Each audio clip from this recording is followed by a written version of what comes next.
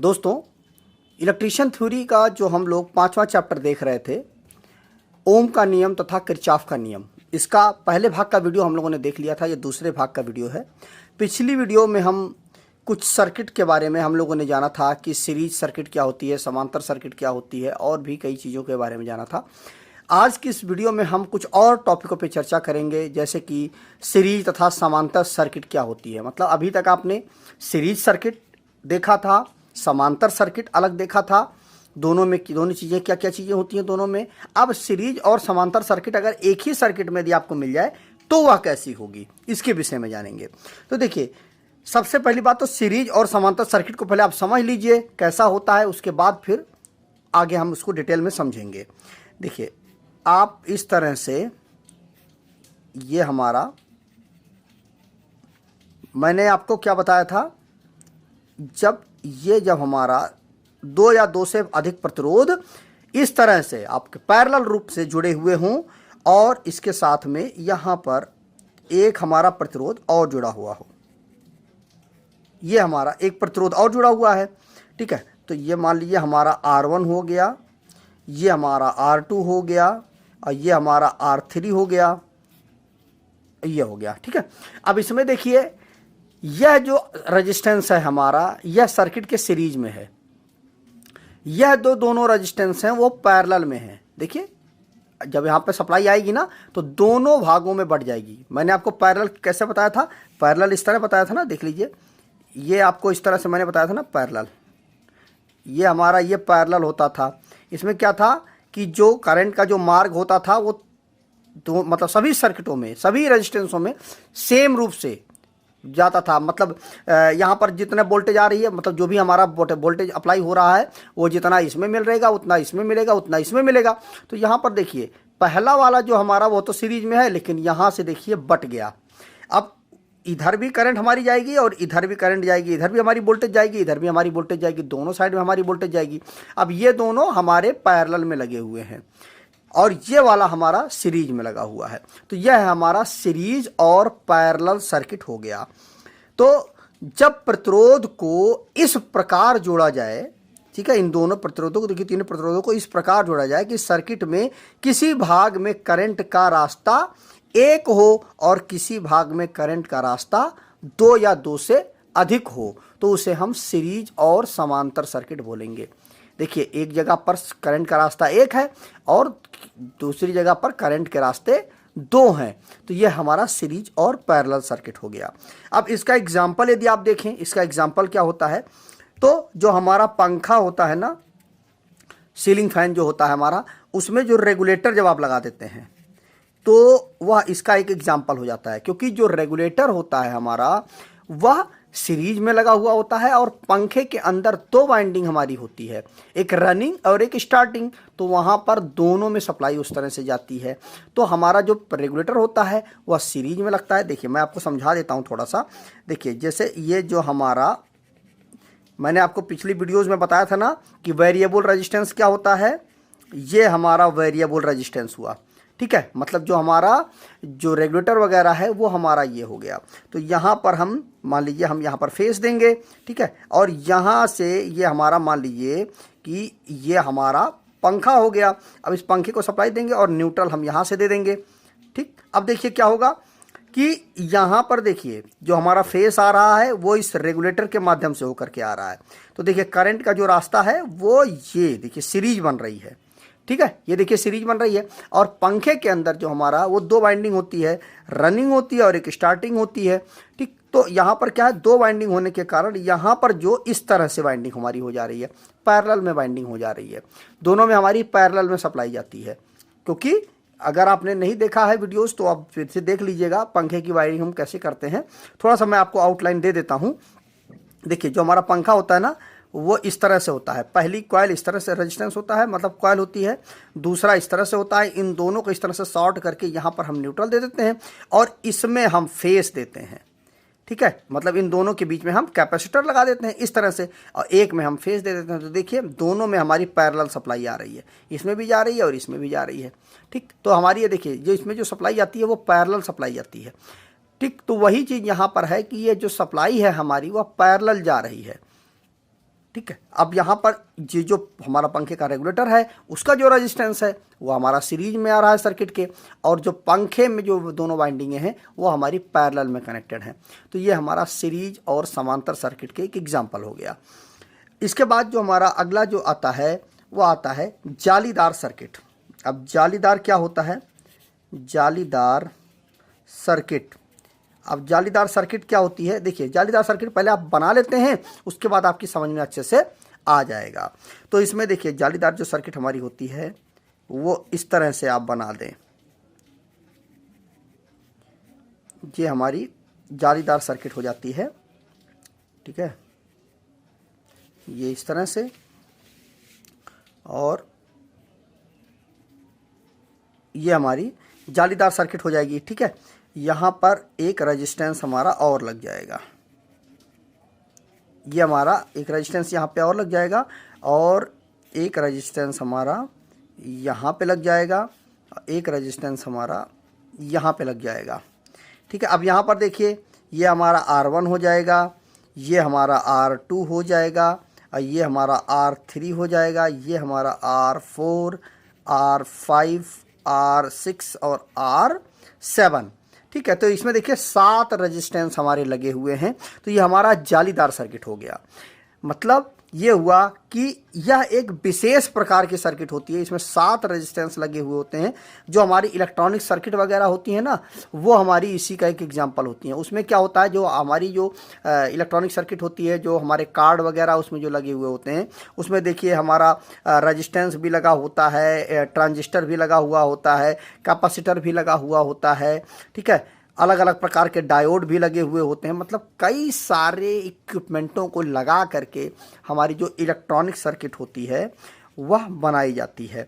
उसमें अलग अलग प्रकार के कंपोनेंट अलग अलग काम करके उस सर्किट को बनाते हैं, और फिर आगे चल के वह अच्छे से वर्क करती है। तो यह हमारी जो जालीदार सर्किट होती है, इसका एग्जाम्पल होता है हमारा इलेक्ट्रॉनिक सर्किट, जो हमारे पीसीबी कार्ड होते हैं वो। तो ये हो गया हमारा जालीदार सर्किट। इसके बाद जो अगला जो हमारा एग्जांपल आता है शॉर्ट सर्किट। Short circuit. अब शॉर्ट सर्किट क्या होता है कि जब पॉजिटिव के साथ में नेगेटिव का तार टच हो जाए तो वह हमारा शॉर्ट सर्किट हो जाता है, या फेस के साथ में न्यूट्रल अगर हमारा टच हो जाता है तो भी हमारा शॉर्ट सर्किट होगा। फेस के साथ में फेस का तार अगर टच हो जाता है तो भी हमारा शॉर्ट सर्किट हो जाएगा। मतलब दोनों तार आपस में छू जाएं, या फेस टू अर्थ भी टच हो जाता है तो भी हमारा शॉर्ट सर्किट हो जाएगा। मतलब किसी भी परिस्थिति में अगर ये तार आपस में टच होते हैं तो वह हमारा शॉर्ट सर्किट हो जाता है।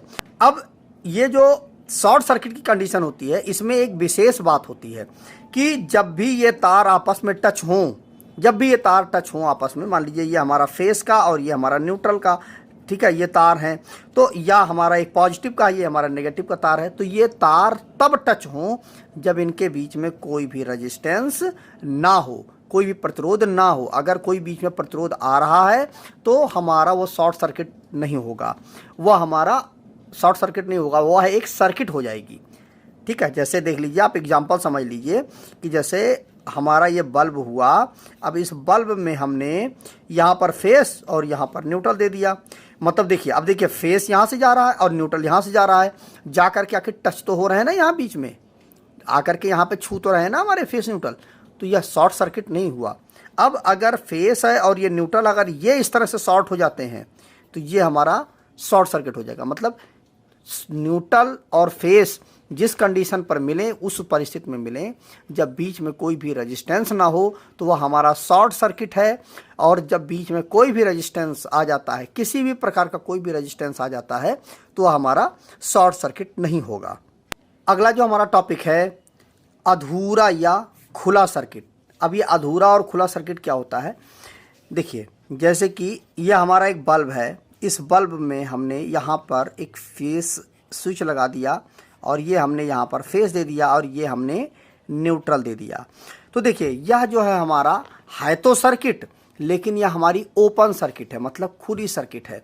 इसमें क्या है कि कोई भी तार या रेजिस्टेंस अगर टूट जाता है बीच में, या मान लीजिए बल्ब हमारा है वो टूट गया, मान लीजिए ये सप्लाई चल रही है हमारी, ये हमारा टच है, सप्लाई हमारी चल रही है, बल्ब हमारा जल रहा है, किसी कंडीशन पर यह बल्ब हमारा फ्यूज हो जाए तो वह हमारा ओपन सर्किट या खुला सर्किट हो जाएगा। ठीक, मतलब रेजिस्टेंस जो है हमारा वो ख़राब हो जाए, या बल्ब है हमारा वो फ्यूज हो जाए तो वह, या रेजिस्टेंस जो है वो टूट जाए तो वह हमारा ओपन सर्किट के अंतर्गत आ जाएगा। तो इस सर्किट में जो करंट जो है वह नहीं फ्लो होगी। अगर बल्ब हमारा फ्यूज हो गया तो क्या होगा, ओपन सर्किट हो गई, करंट का जो पाथ तो बन नहीं रहा है, क्योंकि फेस जो है वापस जब तक न्यूट्रल तक नहीं पहुंचेगा तब तक सर्किट पूरी नहीं होगी।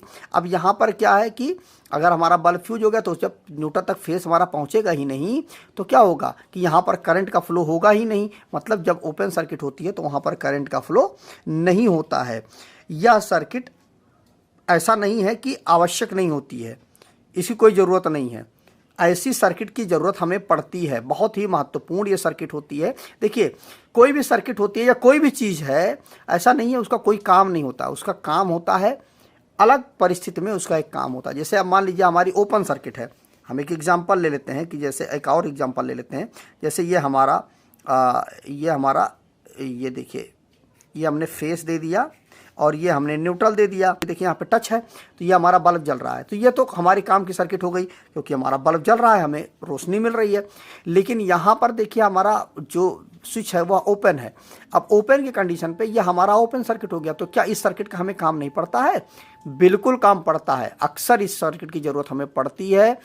जितना ही हमें क्लोज सर्किट या क्लोज सर्किट हमें हमारे लिए महत्वपूर्ण है, उतनी ही हमारी ओपन सर्किट भी हमारे लिए महत्वपूर्ण है। अब पूछेंगे आप क्यों महत्वपूर्ण है, तो देखिए जैसे कि ये हमारा क्लोज सर्किट है, ठीक है। अब यहाँ पर क्या है, देखिए हमने स्विच को ऑन कर दिया, हमारा बल्ब जल रहा है, लेकिन किसी कारण से जब आपका काम पूरा हो जाए, या मान लीजिए रात में आप सोने के लिए जा रहे हैं या सुबह हो गई है, उजाला हो गया है, तो वहाँ पर क्या होगा कि अब इस बल्ब को हमें बंद करने की ज़रूरत पड़ेगी ना, इस बल्ब को हमें बंद करना पड़ेगा ना। तो बंद कैसे करेंगे? इस स्विच को आप ऑफ कर देंगे तो क्या होगा, यह ओपन सर्किट ही तो होगा। अगर हमेशा क्लोज सर्किट रहेगा तो कभी बल्ब हमारा बंद ही नहीं होगा, ठीक है। तो वह एक सही परिस्थिति नहीं है, वह सही कंडीशन नहीं है। तो ऐसा हमें सर्किट चाहिए कि जो ओपन सर्किट भी हो जाए और क्लोज सर्किट भी हो जाए, दोनों सर्किट हमारी हो जाए। तो क्या हुआ, ओपन सर्किट भी हमें महत्वपूर्ण है हमारे लिए, क्लोज सर्किट भी महत्वपूर्ण है। अगर ओपन सर्किट नहीं होगा तो वह बल्ब हमारा या प्रेस हमारा या टीवी हमारी या कोई भी इक्विपमेंट है हमारा, वो बंद ही नहीं होगा, वह हमेशा सप्लाई से जुड़ा ही रहेगा। और अगर क्लोज सर्किट है तो भी सही नहीं है कि हमेशा वह जलता ही रहेगा, ठीक है। तो यह हो गया हमारा अधूरा या खुला सर्किट। अब इसमें क्या होता है कि ओपन सर्किट करने के लिए हम किन किन चीज़ों का उपयोग करते हैं? हम स्विच का उपयोग करते हैं, ठीक है, MCB का उपयोग करते हैं, ELCB का उपयोग करते हैं, मतलब या फ्यूज है उसका हम उपयोग करते हैं। मतलब ये सारे जो उपकरण होते हैं ना, ये हमें ओपन सर्किट के मतलब उसमें सहायक होते हैं, ओपन सर्किट करने के लिए वो सहायक होते हैं। अब हमारा अगला टॉपिक है, यह बहुत ही महत्वपूर्ण है, इसको आप बहुत ध्यान से समझ लीजिएगा, यह अक्सर आपके काम आएगा। आगे आपको बहुत सारे न्यूमेरिकल वगैरह सॉल्व जब मैं कराऊंगा तो उसमें भी ये सारे चीज़ें आपको बहुत ज़्यादा काम आएंगी। ओम का नियम, यह बहुत ही महत्वपूर्ण नियम है, इसको डिटेल से और ध्यान से समझने की कोशिश करिएगा। देखिए, ओम जो है यह जर्मन के एक वैज्ञानिक थे, ठीक है, जर्मन के एक भौतिक वैज्ञानिक थे। इनका पूरा नाम था जॉर्ज साइमन ओम, इनका पूरा नाम था जॉर्ज साइमन ओम। ये जो है 1826 ईस्वी में इन्होंने ओम के नियम की मतलब ओम का जो अपना नियम था वो इन्होंने बनाया था। अब ओम का नियम क्या है कि जब किसी विद्युतीय सर्किट, मान लीजिए ये हमारा बल्ब है, ठीक है, अब हमने यहाँ पर हमने स्विच लगा दिया और यहाँ पर हमने फेस दे दिया और यहाँ पर हमने न्यूट्रल दे दिया, ठीक है, या यहाँ पर पॉजिटिव दे दिया और यहाँ पर हमने नेगेटिव दे दिया।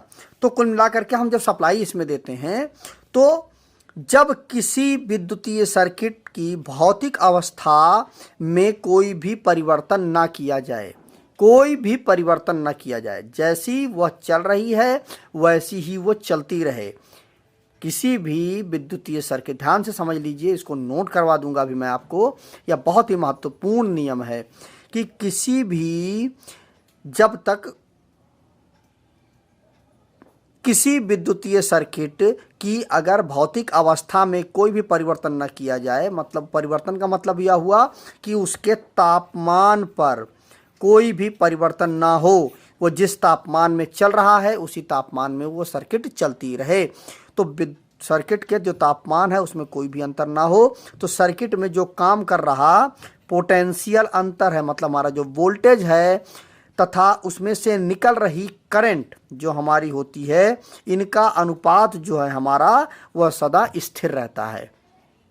बस इतना सा नियम है कि अगर कोई सर्किट है, अगर उसकी भौतिक अवस्था माने हो गया कि वह जिस कंडीशन में है, जिस वातावरण में वो सर्किट चल रही है, ठंडी है तो ठंडी में ही बनी रहे, गर्मी है तो गर्मी में ही बनी रहे, किसी भी जो हमारा वातावरण है वो सेम स्थिर वातावरण रहे, कोई भी उसके वातावरण में परिवर्तन ना हो, तो क्या होगा कि उस सर्किट में, अब इस सर्किट में वोल्टेज भी काम करेगा और करंट भी हमारी काम करेगी।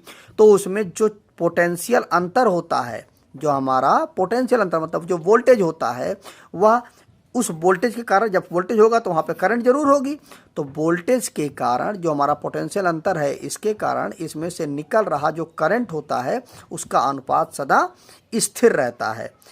अगर हम इसको और अच्छे से समझने की कोशिश करें कि किसी पूर्ण बिजली की सर्किट में करंट सर्किट की वोल्टेज के सीधे अनुपात में तथा प्रतिरोध के उल्टे अनुपात में घटता है या बढ़ता है।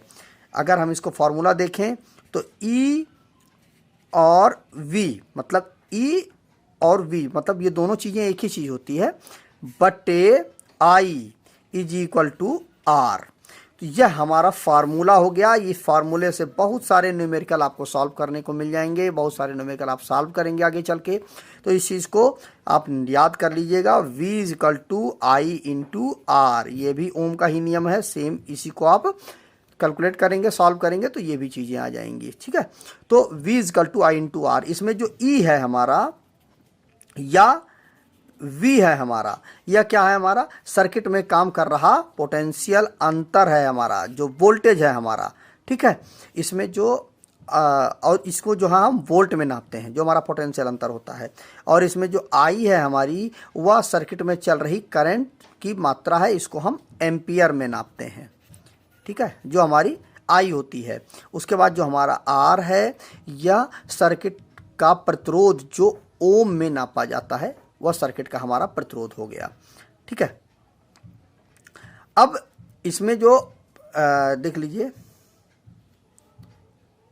देखिए एक फार्मूला होता है इसमें, प्रतिरोध बराबर होता है EMF बटे I, या इसको हम कर सकते हैं R is equal to E upon I या V अपान I। ये भी हमारा एक फार्मूला हो गया। तो ये चीज़ें आप नोट कर लीजिएगा, समझ लीजिएगा। अक्सर आपको यह चीज़ समझने को मिलेगी, न्यूमेरिकल सॉल्व करने के लिए मिलेगा। इसको थोड़ा सा हम और आसान तरीके से आपको बता देते हैं। देखिए, इस तरह से आप एक गोला बना लीजिए। ठीक है, इस फार्मूले को याद करने के लिए V equal to I into R, बहुत ही सिंपल तरीका मैं आपको बता रहा हूँ। इस तरह से आप ये एक गोला बना लीजिए और इस तरह से आप बीच में T बना दीजिए। तो यहाँ पर आप E और V लिख दीजिए। ठीक है, इसके बाद यहाँ पर I लिख दीजिए और यहाँ पे R लिख दीजिए। ये गुणे हो गया।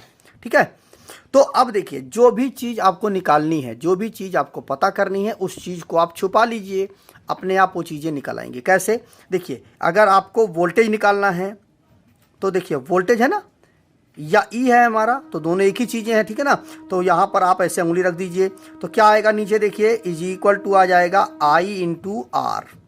अब हमारा I आ गया, तो अब हम I को अगर छुपा लेते हैं तो देखिए क्या हो जाएगा। अब यहाँ पर एक फार्मूला और बन जाएगा, I is equal to V upon R. देखिए V ऊपर है, नीचे R है, या इसी को हम E अपान आर भी लिख सकते हैं।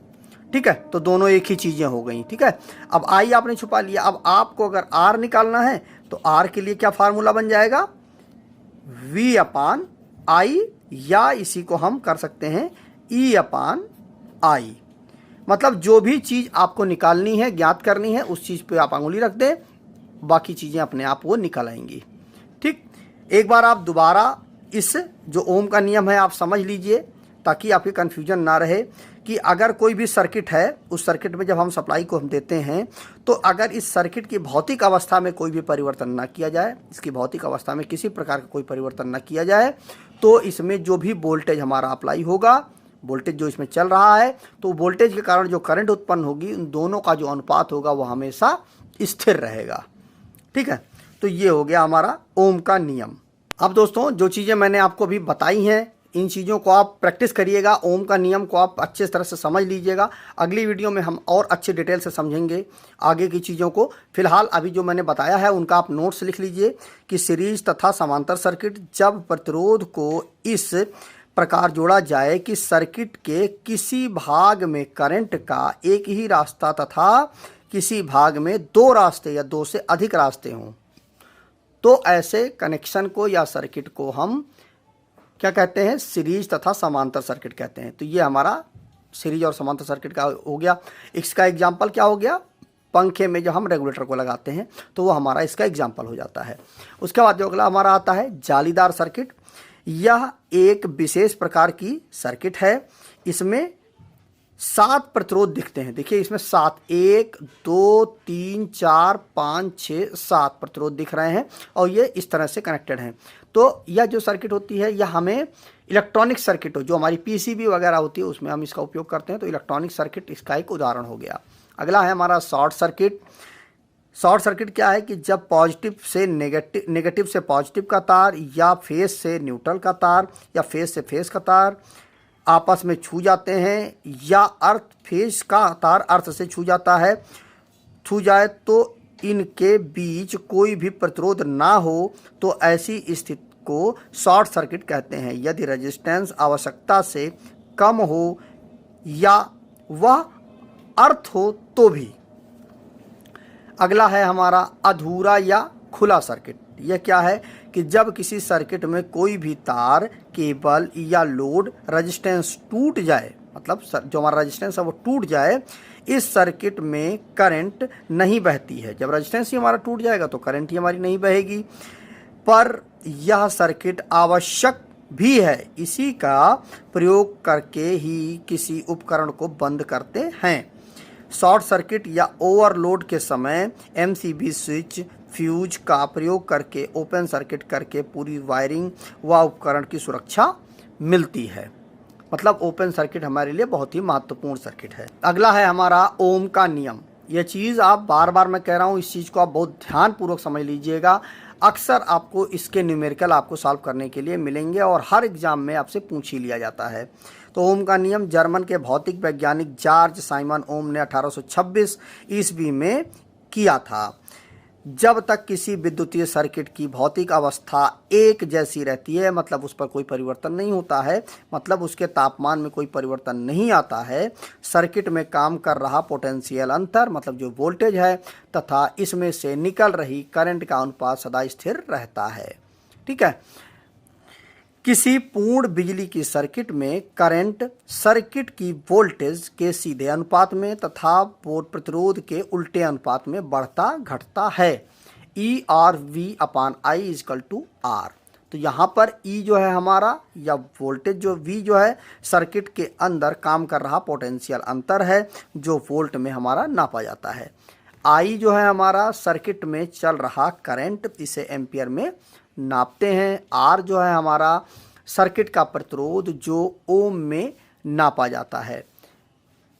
एक फॉर्मूला बनता है इसमें, प्रतिरोध इजकल टू बिजली वाहक बल मतलब EMF बटे current, R is equal to E upon I या V अपान I। यह जो मैंने आपको गोला करके बताया था, E और V अपान, अब इस तरह से आप गोला बना करके I इंटू R कर दें, तो जो आपको ज़रूरत हो उसको आप ढक लें, बाकी चीज़ें आपकी अपने आप निकल जाएगी। जिस राशि को ज्ञात करना हो उसे ढक लें, तो वह हमारा फार्मूला अपने आप बन जाएगा। तो आज की इस वीडियो में बस इतना ही। इस वाले ओम के नियम को आप ध्यानपूर्वक बार बार रिपीट करके समझ लीजिएगा और इस फार्मूले को तो आप ज़रूर याद कर लीजिएगा, यह बहुत ही महत्वपूर्ण फार्मूला है। इससे बहुत सारे न्यूमेरिकल आपको सॉल्व करने के लिए मिलेंगे और लगभग हर एग्जाम में इसके न्यूमेरिकल पूछ ही लिए जाते हैं। तो आज के इस वीडियो में बस इतना ही, मिलते हैं नए वीडियो में। नमस्कार दोस्तों।